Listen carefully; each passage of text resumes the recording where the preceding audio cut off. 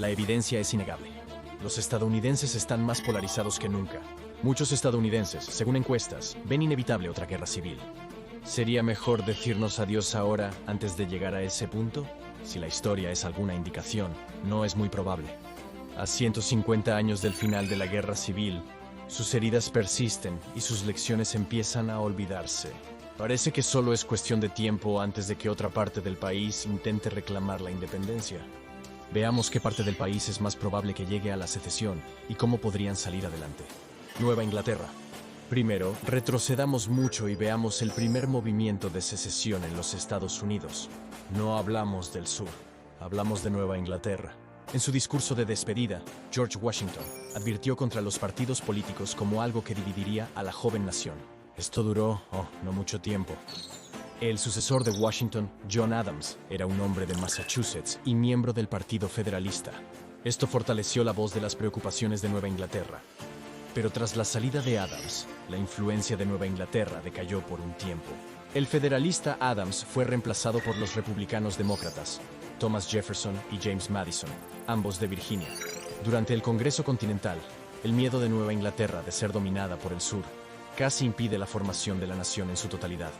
El sur ganaba poder, así como Nueva Inglaterra temía. Los estados del norte deben ser gobernados por Virginia, o deben gobernar a Virginia y no hay término medio, advirtió el neoyorquino Aaron Burr. Además, las familias tradicionales de Nueva Inglaterra menospreciaban a los numerosos inmigrantes alemanes, irlandeses y escoceses irlandeses que llegaban al país. Estos descendientes de puritanos desconfiaban de la separación de la Iglesia y el Estado, y veían la vida pública como inextricablemente entrelazada con la virtud privada. Y, tal vez, ciertos aspectos de la vida privada de Jefferson restaban importancia a esto. Las inquietudes de los federalistas aumentaron con la compra de Luisiana por Jefferson, con el riesgo de disminuir más la influencia del norte. Ahora, la compra de Luisiana trajo también a españoles, franceses e indios, mientras Nueva Inglaterra debatía dejar al país apenas un cuarto de siglo después. Y no había duda que tenían el derecho legal para la sucesión. Las personas se opusieron a la sabiduría de secesión, pero no a su derecho legal de hacerlo. Habitantes de Nueva Inglaterra como Charles Pinckney llegaron a creer que la secesión era su única opción. En eso, para que el movimiento tuviera éxito, necesitaban que Nueva York se uniera. Conspiraron para elegir a Aaron Burr como gobernador de Nueva York. Una vez elegido, Burr se uniría al movimiento de secesión de Nueva Inglaterra en Nueva York. Pero después de una campaña excepcionalmente acrimoniosa, Burr perdió la elección por poco. Alexander Hamilton llamó públicamente a Burr un hombre peligroso por entretener la trama de secesión. Esto motivó el duelo más famoso de la historia de Estados Unidos. El asesinato de Hamilton por Burr lo hizo un villano nacional, frustrando los planes de secesión de Nueva Inglaterra. Tras la guerra de 1812, el movimiento secesionista de Nueva Inglaterra se desplomó. Pero sus argumentos influirían enormemente en secesionistas del sur como John C. Calhoun, becas y encuestas. Al final de la guerra civil, quedó claro que los estados no tenían derecho legal a seceder. La situación fue confiada por la Corte Suprema en Texas en contra de White en 1869. La Corte sentenció que, al no tener derecho los estados a secesión, las leyes de la Confederación no eran válidas legalmente. Aún así, los movimientos de secesión son comunes en los Estados Unidos, afectando casi todo el país. Estos movimientos suelen tener varias cosas en común: una apelación a la identidad regional, la retórica de la Revolución Americana, y un compromiso para lograr la independencia por medios no violentos, al menos nominalmente. El apoyo a la secesión puede ser ahora más fuerte que nunca. La reelección de Obama en 2012 llevó a peticiones de secesión de los 50 estados, sumando casi 1 millón de firmas. En 2015, tanto California como Oregón presentaron peticiones de votación para la secesión. La encuesta de 2018 reveló que el 68% de los estadounidenses respalda el derecho de secesión pacífica de un estado. Una encuesta de 2021 mostró que el apoyo a la secesión era más fuerte entre los republicanos del sur, aunque aún estaba extendido por todo el país. Los académicos indican que la secesión es extremadamente rara en democracias estables como la de Estados Unidos. Para una secesión pacífica, las regiones separatistas deben convencer no solo a su gente, sino también al resto del país para que las deje ir. Una paradoja hace que la secesión sea difícil. Los movimientos independentistas son frecuentes en regiones con gran autogobierno, generando confianza en su capacidad de gestión propia. Pero esta autonomía socava la necesidad de independencia en primer lugar, por lo que es menos probable que las regiones consideren necesaria la secesión en primer lugar. Lo contrario también es cierto. Un impresionante gobierno central aumenta el deseo de independencia, pero la bota pesada obstaculiza la formación de movimientos de secesión. La paradoja del miedo-confianza es utilizada por académicos para estudiar los movimientos secesionistas en Escocia, Cataluña y Quebec. Pero hablamos...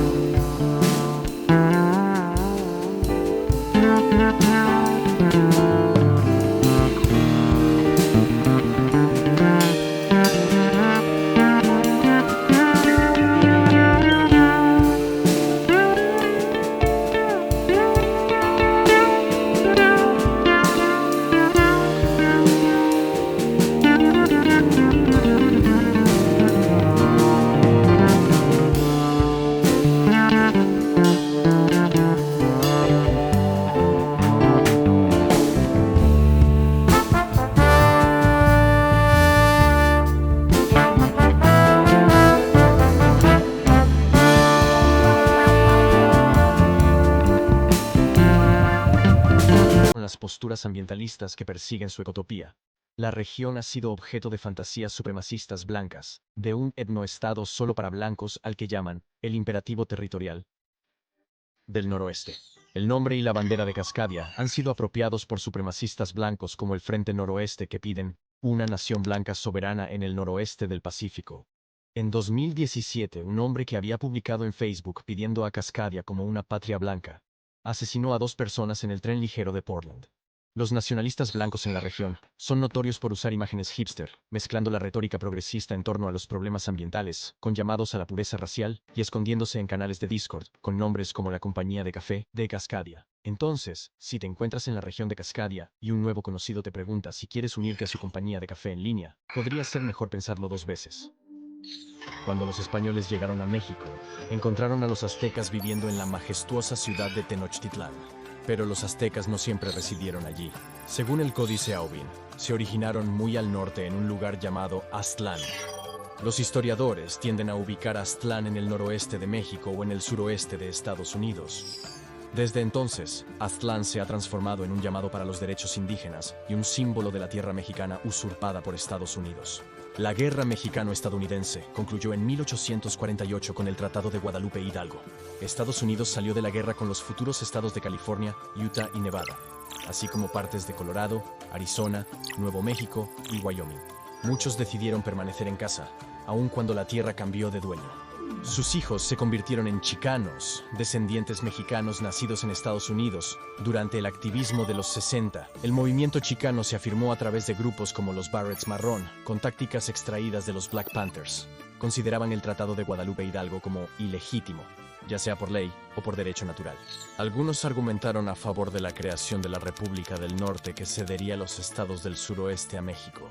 En 1969, el Plan Espiritual de Aztlán declaró la reincorporación de Aztlán como el destino inevitable de los chicanos, lo que combinaría el área perdida en la Guerra Mexicano-Estadounidense con los estados noroccidentales de México de Baja California, Sonora y Chihuahua. Este sueño ha sido denominado la Reconquista, en alusión a la Reconquista católica de España musulmana. El sueño de Aztlán se mantiene vivo por académicos como Charles Truxillo, un profesor de Derecho en la Universidad de Nuevo México, quien fue citado al menos una vez diciendo que tal nación debería ser traída a la existencia por cualquier medio necesario. Principalmente de que estaba satisfecho que el cambio demográfico gradual llevaría a una mayoría chicana que votaría para reincorporarse a México. Truxillo también tenía ideas legales relevantes para movimientos de secesión en otros lugares. Creía que los artículos de la Confederación no fueron reemplazados por la Constitución. Así, la garantía de los artículos sobre la soberanía, libertad e independencia de los estados seguía siendo obligatoria.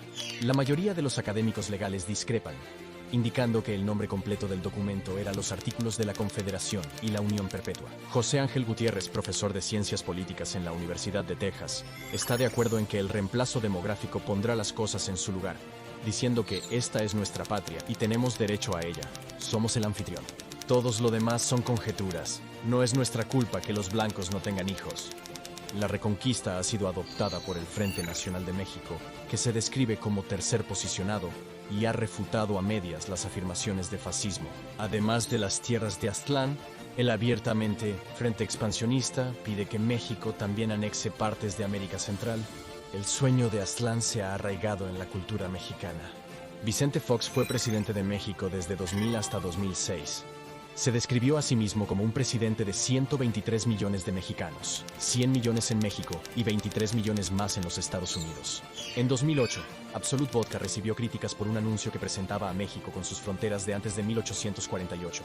La compañía defendió la valla publicitaria como rememorando a un tiempo que la población de México puede sentir que era más ideal. Algunos piensan que ese tiempo nos está volviendo a alcanzar.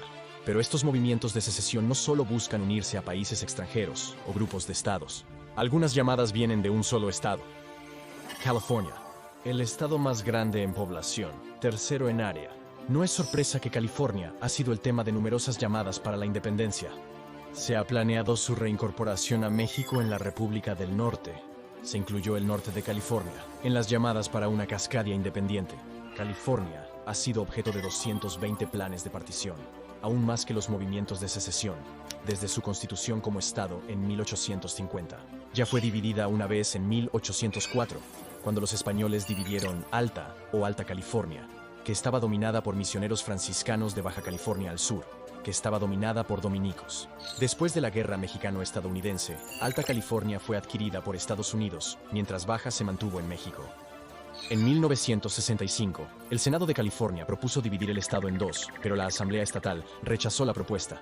En 1992 ocurrió lo contrario.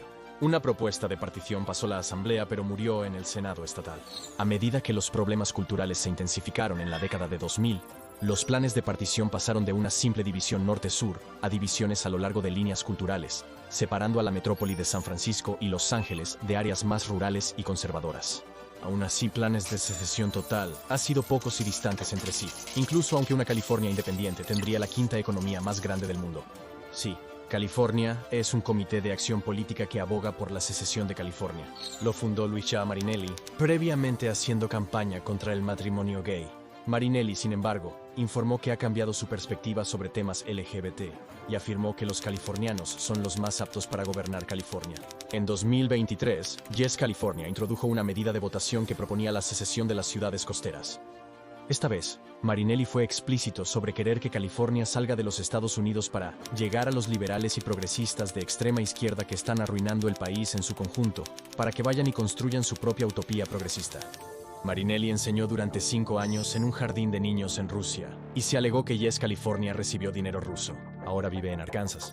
El Partido Nacional de California, un movimiento auténtico creado por posibles residentes, se modela según la economía de Estados Unidos.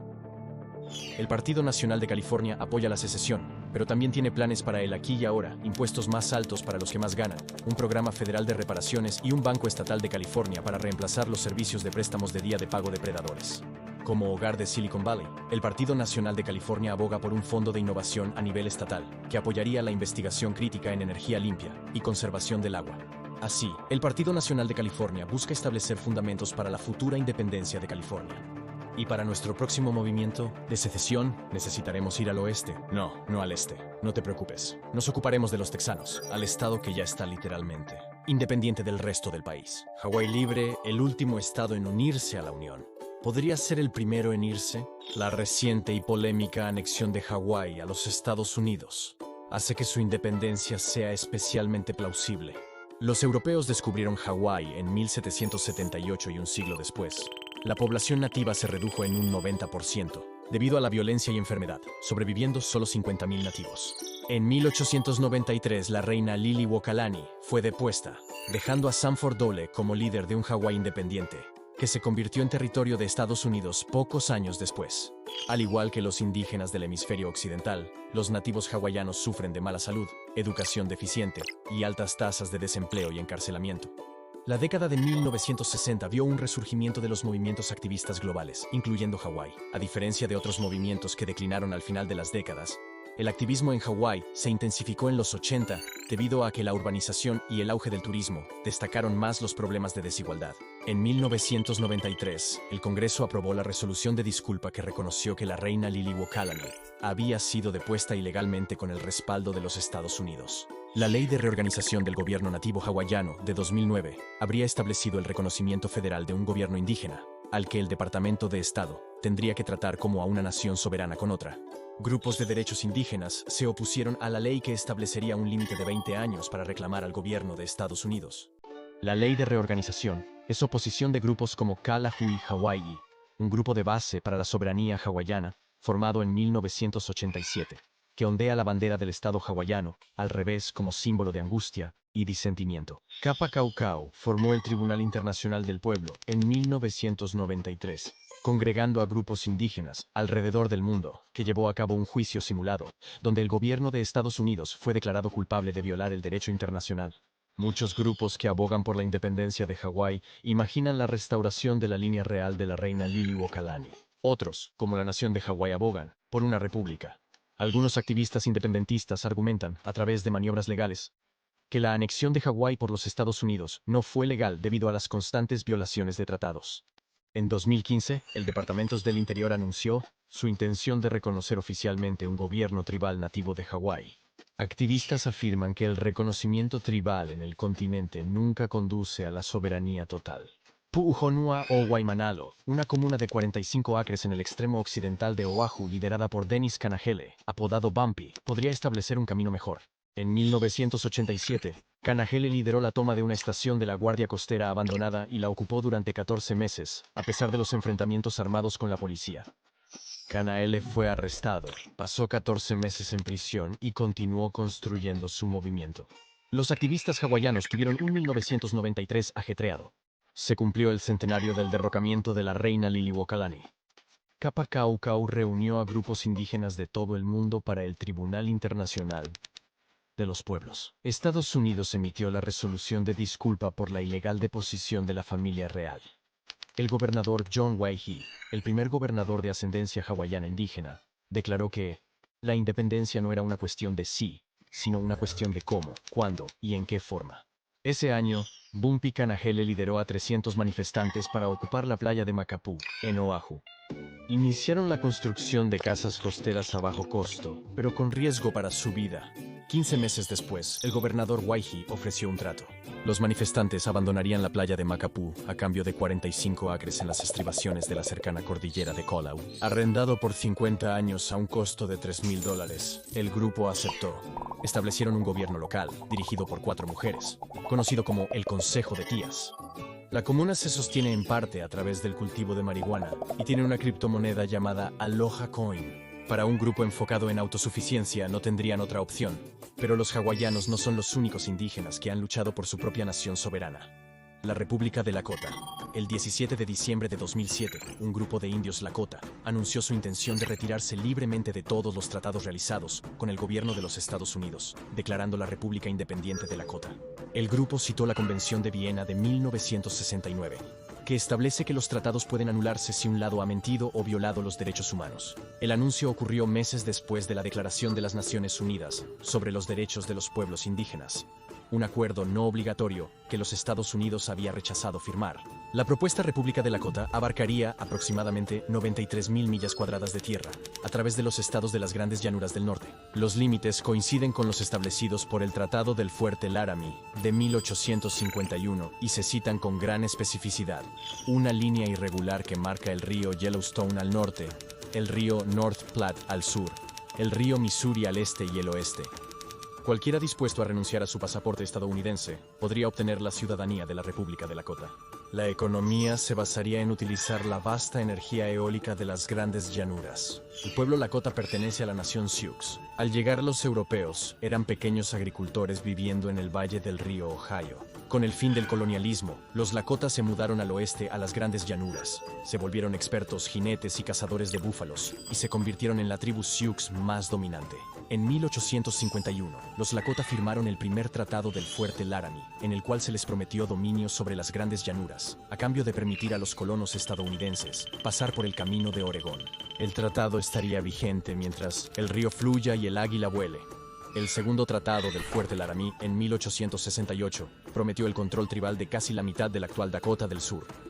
Pero solo unos años después, el acuerdo se rompió con el descubrimiento de oro en Black Hills. A pesar de las victorias Lakota, como la batalla de Little Bighorn en 1876, no se pudo detener la afluencia de buscadores de oro. En 1877, los Lakota entregaron las Black Hills a Estados Unidos, pero la cesión es controversial, ya que tales acuerdos se suponía que incluirían el consentimiento de 3/4 de los Lakota. En 1903, en Lone Wolf vs. Hitchcock, la Corte Suprema dictaminó que el Congreso posee el poder plenario para finalizar tratados con tribus indias de forma unilateral.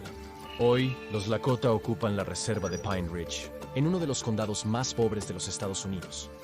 La reserva está siendo continuamente dividida en cuadros, ya que la tierra se arrienda o se vende a militares, empresas de tala y minería. Una estimación señala la pérdida de 50 millones de acres en solo los últimos 50 años. La reserva de Pine Ridge fue el escenario de la masacre de 1890 en Wounded Knee, en la que murieron casi 300 Lakota. En 1973, el lugar fue ocupado por 71 días por miembros del movimiento indio americano, incluyendo al activista Russell Means. Means nació en Pine Ridge en 1939.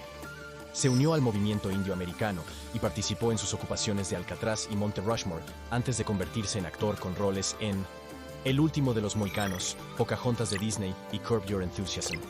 En 1980, los Lakota se unieron a otras tribus Sioux para demandar a los Estados Unidos por violación de los tratados en torno a Black Hills. La Corte Suprema concedió a las tribus una indemnización de $105 millones. Pero los Sioux han rechazado el dinero porque aceptarlo significaría renunciar a sus reclamaciones sobre la tierra. El dinero sigue en una cuenta, generando intereses, listo para ser aceptado. Adicionalmente a las violaciones los acuerdos del tratado, la delegación del 2007 mencionó las deplorables condiciones en las reservas. Pine Ridge y la reserva Rosebud, los dos condados más pobres de Estados Unidos, tienen un ingreso promedio de solo $4,000 anuales. En invierno, las temperaturas descienden a niveles árticos y el viento aúlla por las casas en mal estado.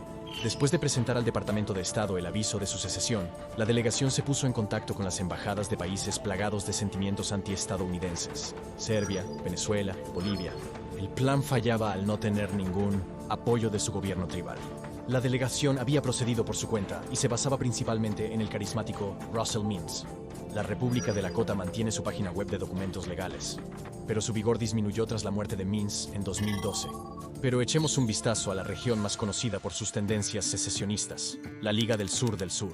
150 años después de la Guerra Civil, encontramos que los antiguos estados de la Confederación aún albergan algunos de los movimientos de secesión más activos de la nación. La Liga del Sur es un movimiento secesionista neoconfederado, creado en 1994, que busca fundar una República del Sur libre e independiente, con un estilo de vida tradicional y religioso. Antes en el Frente Nacionalista Neonazi, la Liga del Sur fue clave en la organización de la manifestación Unite the Right en Charlottesville, Virginia, conocida como la de las antorchas Tiki, y la manifestación White Lives Matter en Shelbyville, Tennessee. El Centro de Ley de Pobreza del Sur lo catalogó como grupo de odio en el 2000. La Liga tiene sorprendentes vínculos con la academia. Su presidente, Michael Hill, es un exprofesor de historia en el históricamente Black Stillman College en Tuscaloosa, Alabama, especializado en historia británica. La Liga está llena de imágenes de la mitología celta.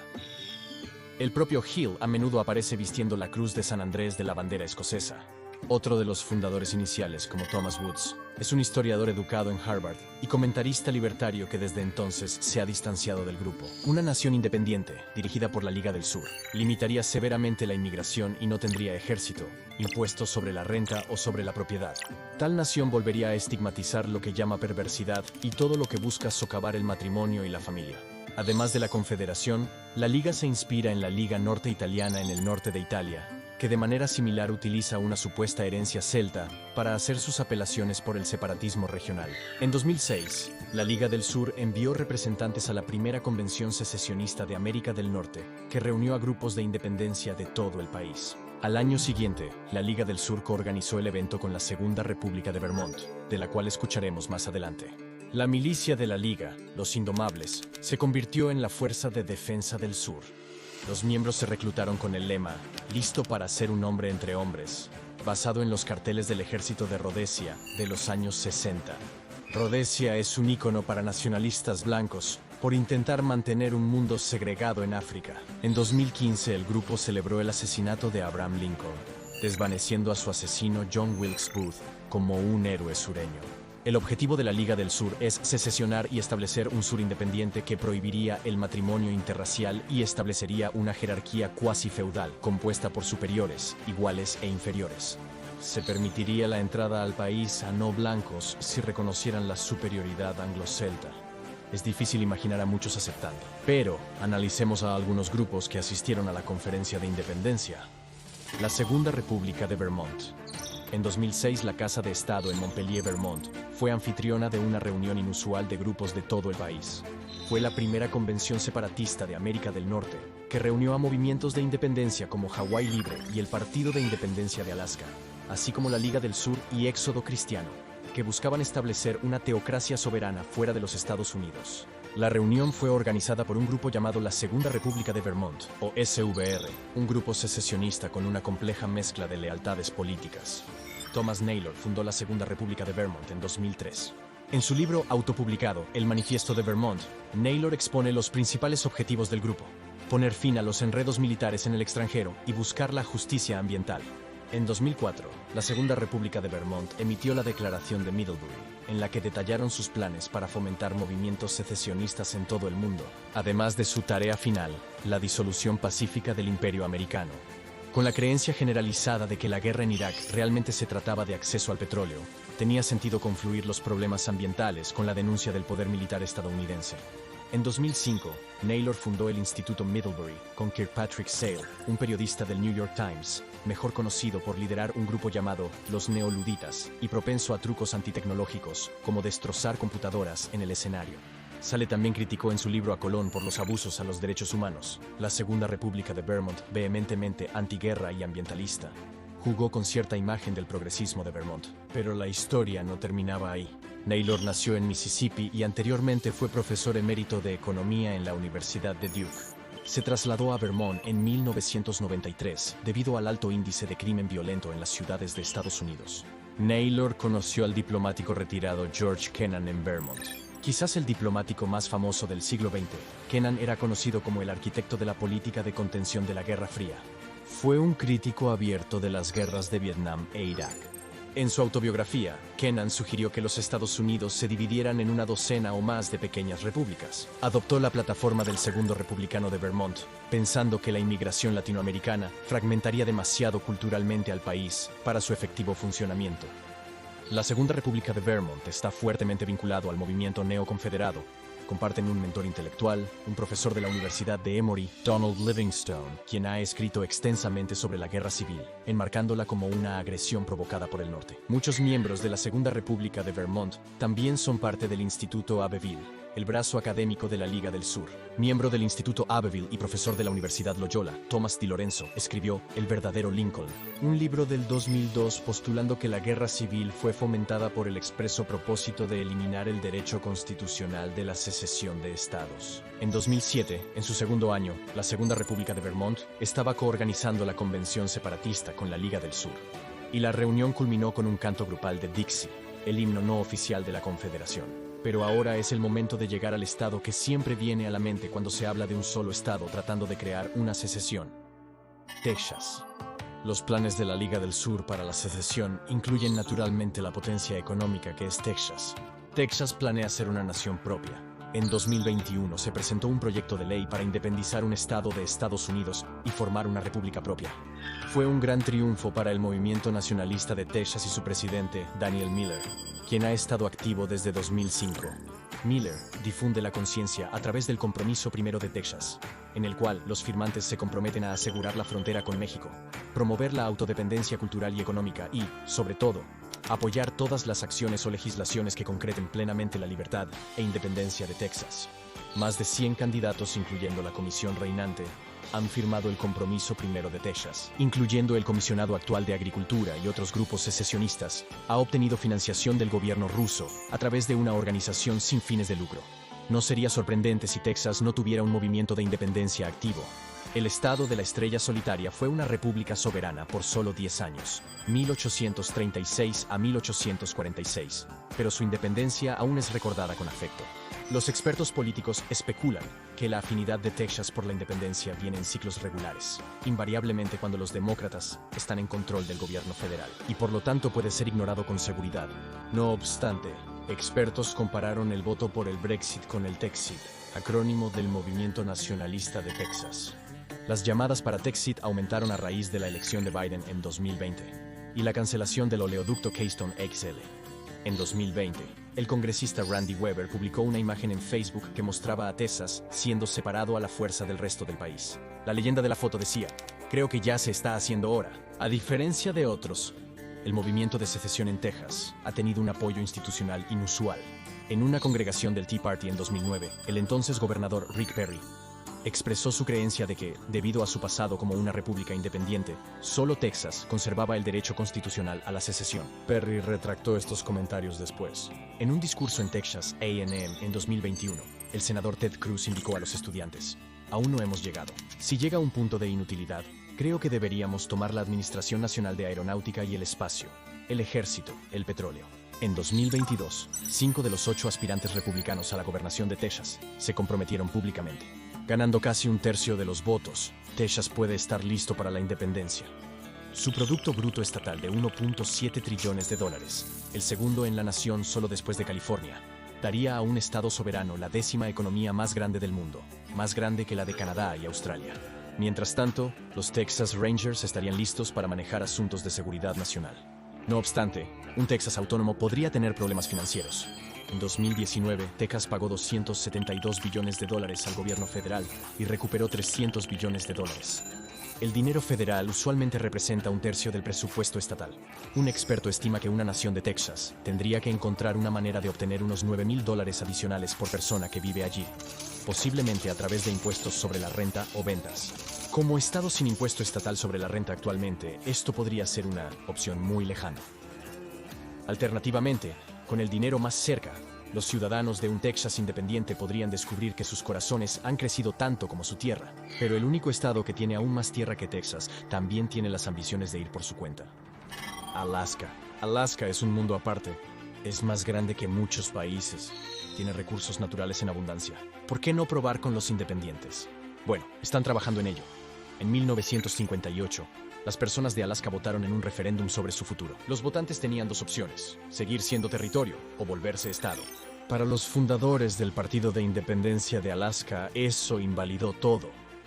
El Partido de Independencia de Alaska, fundado en 1973 por el exminero de oro Joe Vogler, sostuvo que el referéndum de 1958 era inválido, ya que debió permitir a los votantes optar por la independencia, o al menos un Estado libre asociado. La diferencia entre un Estado libre asociado y un Estado es solo semántica, sin importancia legal. Durante décadas, los votantes dirigieron el Partido de Independencia de Alaska como un tercer partido similar al Partido Constitucional Teocrático, anteriormente el Partido de los Contribuyentes de los Estados Unidos. Se postuló para gobernador en 1982, proponiendo aniquilar glaciares problemáticos con armas nucleares, demostrando su pensamiento innovador.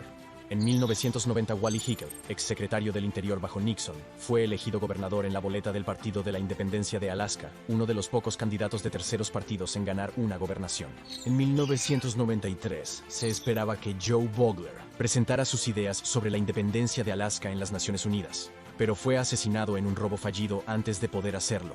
Sin embargo, los miembros del Partido de la Independencia de Alaska encontraron el momento demasiado conveniente. Pocas semanas antes de que Vogler hablara en las Naciones Unidas, se sospechaba de un asesinato político disfrazado de robo. El gobernador Hickel nunca apoyó los objetivos de secesión del Partido de Independencia de Alaska. Fue fundamental para lograr la estadidad de Alaska en los 50. Tras fallecer Vogler, Hickel volvió al Partido Republicano. El nuevo jefe del Partido de la Independencia de Alaska, Mark Crison, minimizó la secesión y alineó al partido con otros terceros conservadores, siendo firmemente a favor de la vida, en contra del control de armas, a favor de la educación en casa y un gobierno limitado. En lugar de una secesión inmediata, el Partido de Independencia de Alaska ahora pedía otro referéndum, con independientes en la boleta. Aún así, el partido envió delegados a las convenciones secesionistas de América del Norte. Hicieron los ruidos necesarios sobre los derechos de los estados, la tributación como robo y el miedo a un nuevo orden mundial. Crison ayudó a Sarah Palin a ser la primera alcaldesa de Wasilla, luego gobernadora y finalmente candidata republicana a la vicepresidencia en 2008. Ese mismo año, Palin envió un mensaje en video a la convención del Partido de Independencia de Alaska en Fairbanks, diciéndoles que sigan con el buen trabajo. El mensaje de Palin resonó con valores pioneros, autosuficiencia y gobierno limitado. No obstante, los estados fronterizos suelen recibir mayor apoyo gubernamental. Los ingresos de la extracción de petróleo y minería en el estado se invierten en el Fondo Permanente de Alaska. Desde 2019 el fondo, valorado en $64 billones, otorgaba un dividendo anual medio de $1,600 a cada residente. Algunos lo llaman el único ejemplo funcional de una renta básica universal en la nación. Esto nos guía al Gran Lago Salado, donde aguarda un ejemplo histórico de secesión más. Deseret.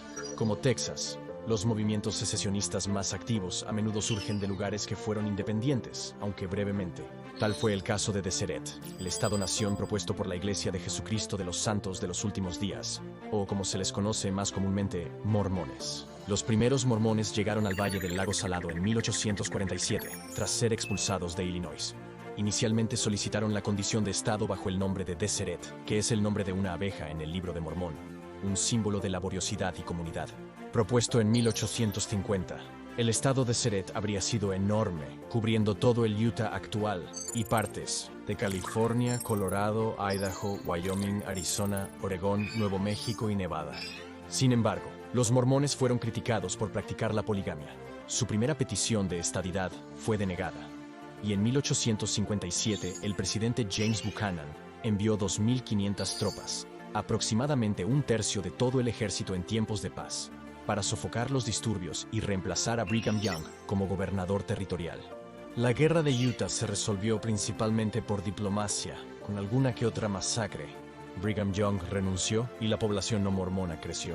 En 1890, el presidente de la Iglesia de Jesucristo de los Santos de los Últimos Días, Wilford Woodruff, anunció el fin de la poligamia entre los mormones. Utah se transformó en el estado 45 solo 5 años después de este cambio. En 2018 Twitter comenzó a ver tweets marcados con el hashtag DesNat, pidiendo la creación de un estado-nación soberano de Deseret. una teocracia liderada por mormones, cuyas fronteras abarcan y van más allá del estado moderno de Utah.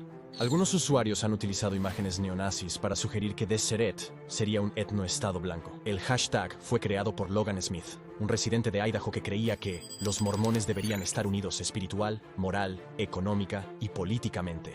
Se ha acusado a los usuarios de acosar a miembros LGBT, no mormones, feministas y productores de pornografía.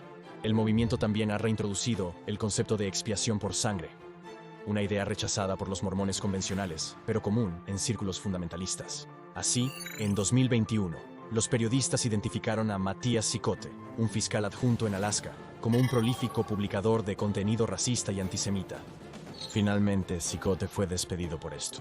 Como tantas otras cosas en línea, la indignación de estos tweets oculta la verdad de los sentimientos detrás de ellos, que probablemente varían desde un creyente convencido hasta alguien que afirma que solo está bromeando. Nueva York. Puede que no haya lugar en el país con una afirmación más fuerte de autosuficiencia que la ciudad de Nueva York, señaló Insomniac, un motor de los mercados financieros mundiales. Sorprendentemente, Nueva York ha tenido pocos intentos de secesión. Antes de la Guerra Civil, el alcalde demócrata Fernando Wood sugirió que la ciudad se convirtiera en una ciudad-estado independiente llamada Ciudad Libre de Tri-Ínsula, incluyendo Manhattan, Long Island y Isla Staten. Como muchos norteños, el alcalde Wood temía que el comercio de algodón con Europa se interrumpiera.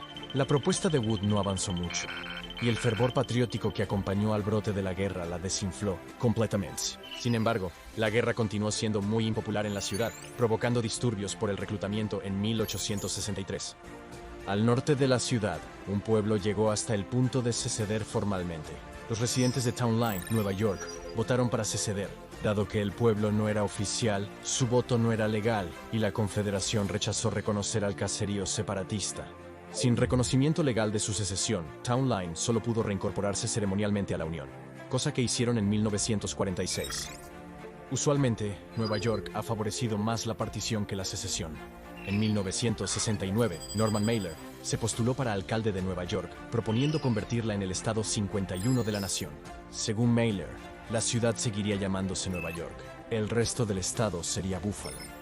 Cuando el entonces alcalde Michael Bloomberg testificó en 2011 que la ciudad pagó $11,000 millones más al estado en impuestos de lo que recibió de vuelta, se reavivaron las llamadas para que la ciudad de Nueva York siguiera su propio camino. Mientras tanto, algunas zonas del norte de Nueva York a veces buscan distanciarse, al sentirse ignoradas en la política estatal y desconfiadas de leyes ambientales, como las prohibiciones de la fracturación hidráulica.